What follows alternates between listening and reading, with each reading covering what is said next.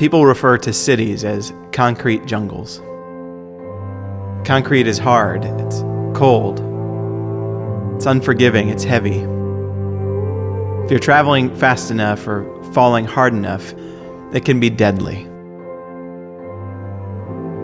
In Numbers, God's children, they were hungry and thirsty. They were walking through miles and miles of these dry fields filled with stones.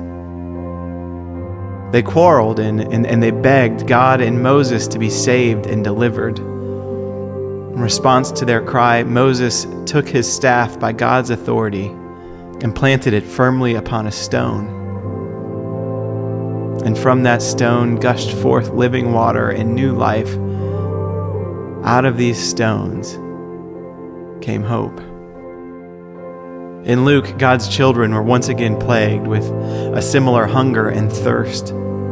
Living in the holy city of Jerusalem, surrounded by stone walls, God's children longed for a Savior who would come to deliver them, offering them things like grace and peace and hope for a new life.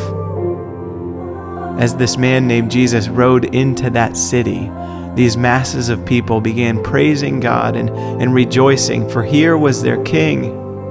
Hosanna in the highest, they cried. And as they were cheering and praising God, the Pharisees nearby, they tried to hush the clamoring and swelling crowds. And in that moment, Jesus replied to their threats, saying, I tell you, even if these were silent, the stones, they would cry out.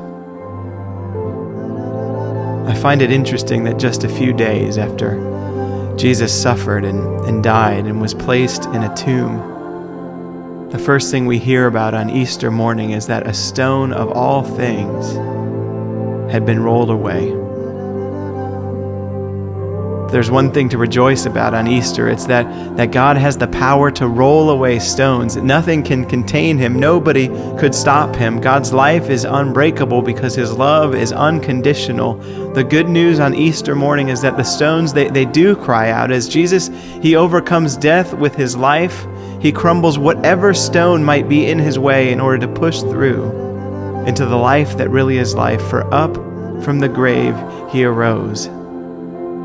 And out of that stone and cinder comes hope pushing through to the resurrection life. A new day filled with new hope and a new way forward filled with greater things still to be done. This is the liturgy of the city. This is life coming forth from death. This is Easter. This is resurrection. This is resurrection downtown.